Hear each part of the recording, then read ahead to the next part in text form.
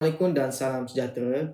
Nama saya ni Muhammad Safwan bin Hamad, nombor matrik 266152, mewakili kumpulan Q daripada Kuantan Pahang di dalam subjek GMGA 1024, Politik dan Pentadbiran. Kumpulan kami telah memilih tajuk Undi 18. Kumpulan kami diwakili oleh Muhammad Firdaus bin Muhammad Fazil 260720, Putri Raihan binti Al-Asyari 260826, Muhammad Hafiz bin Zakaria 266007 dan Muhammad Hassan bin Amran 266049. Okey, Malaysia adalah negara yang mengamalkan sistem negara demokrasi berparlimen semenjak Malaysia mendapat kemerdekaan daripada British, di mana proses pilihan raya ini akan dijalankan atau diadakan setiap 5 tahun, dan rakyat Malaysia yang layak mengundi wajib untuk menjalankan tanggungjawab mereka untuk memilih satu kerajaan baru berdasarkan parti yang bertanding. Selain itu juga, dasar dan juga kelayakan untuk mengundi sebelum ini bagi rakyat Malaysia ialah pada umur 21 tahun ke atas. Tetapi sistem dan dasar tersebut telah berubah di mana pada 16 Julai 2019 Kerajaan Malaysia telah meluluskan hak umur bagi pengundi di Malaysia diturunkan kepada semua rakyat Malaysia yang berumur 18 tahun dan ke atas, dan usul ini dipelopori oleh Syed Saddiq Syed Abdul Rahman, iaitu Wakil Parlimen Muar.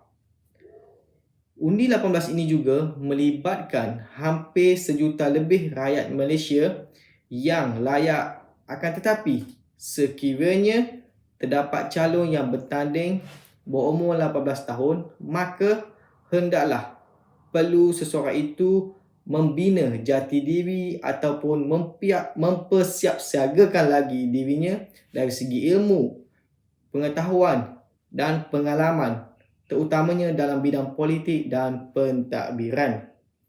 Pertambahan pengundi muda juga pada pilihan raya yang lepas perlu dilihat dan perlu dikaji dengan tuntas oleh kerajaan yang telah mengambil alih tampuk pemerintahan negara.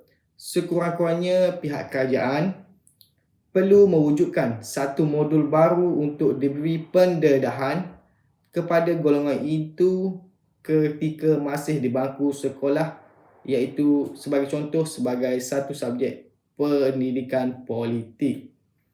Okey, kebaikan undi 18 juga adalah yang pertama, melayakkan seseorang yang berumur 18 tahun untuk menjadi pengundi dan juga calon dalam pilihan raya telah dimulakan pada tarikh 16 Julai 2019.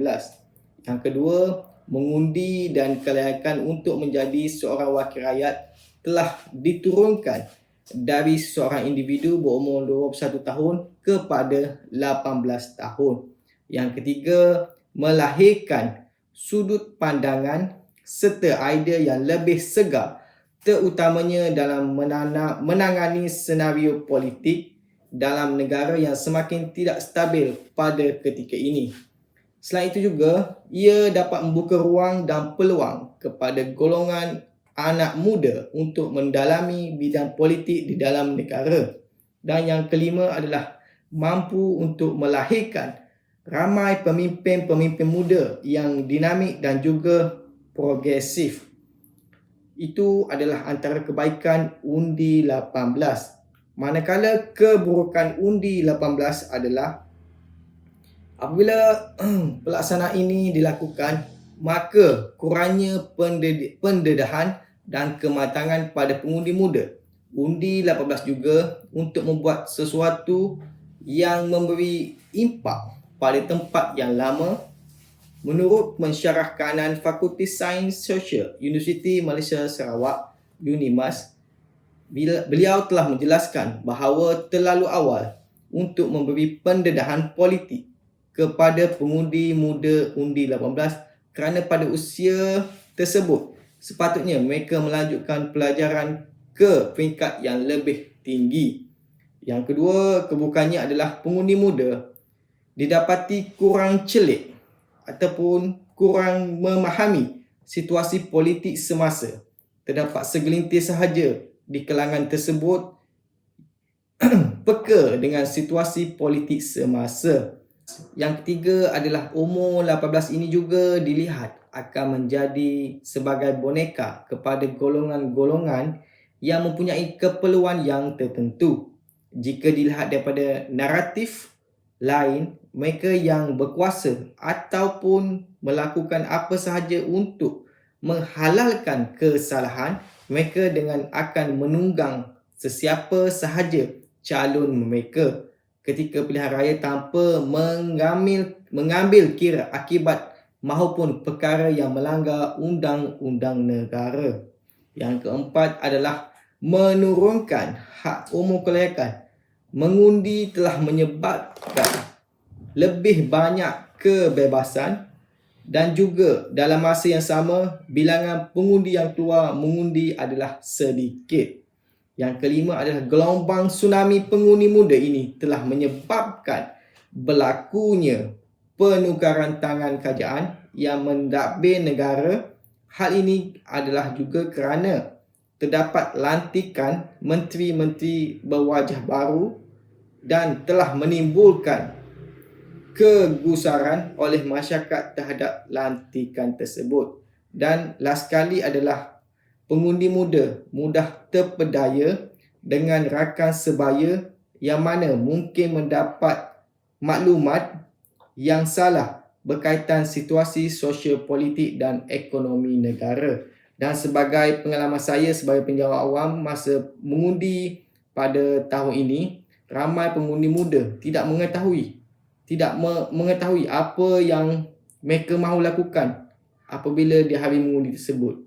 Mereka datang dengan pakai seluar pendek, mereka datang lambat dan ada setengah tu tak tahu nak mengundi macam mana. Jadi, kita sebagai pihak berkuasa perlu menerangkan dengan lebih lanjut kepada pengundi muda. Seterusnya, cadangan dan penambahbaikan bagi tajuk undi 18. Yang pertama adalah mempertingkatkan lagi program kesedaran kepada golongan muda yang mana statistik pengundi baru pada PRU 15 menunjukkan peningkatan yang ketara apabila undi 18 dilaksanakan secara automatik. Pengundi-pengundi baru ini, undi 18 adalah mereka-mereka yang terdiri daripada pelajar sekolah, daripada tingkatan 6 dan juga pelajar di institusi pengajian tinggi. Yang kedua adalah mempertingkatkan lagi kualiti pengawasan bagi teknologi digital di Malaysia. Umur yang kita tahu, kerajaan Malaysia memberikan kebebasan kepada rakyat Malaysia untuk mendapatkan akses teknologi yang terkini di dalam era globalisasi.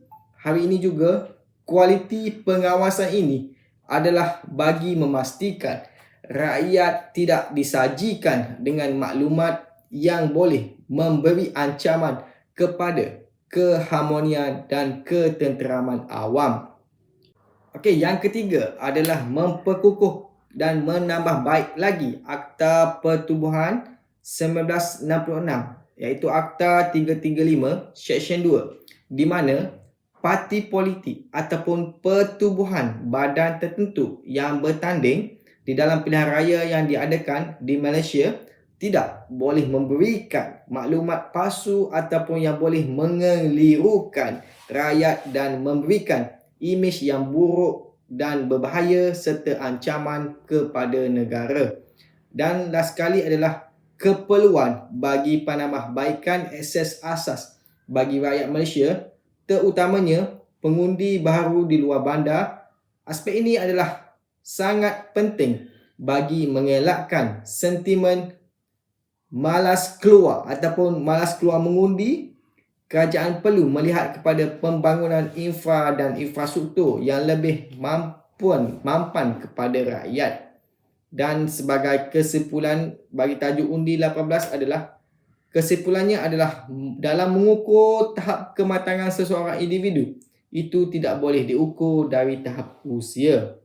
Sebaliknya, Ia boleh ditonjolkan dari segi perilaku seseorang itu, termasuklah cara mereka berfikir dan juga bekerja. Sehubungan dengan itu, hak untuk mengundi adalah wajar diberikan kepada golongan-golongan mereka yang berumur pada 18 tahun ini. Pada peringkat umur ini juga, mereka telah mampu untuk memberikan sumbangan kepada negara dan juga sosioekonomi masyarakat setempat. Mereka juga hendaklah melengkapkan diri dengan ilmu pengetahuan mengenai selok-belok politik tanah air dan juga celik kepada perlembagaan negara yang menjadi tunjang kepada negara kita, iaitu negara Malaysia, yang mana yang kita sayang. Assalamualaikum dan terima kasih daripada saya.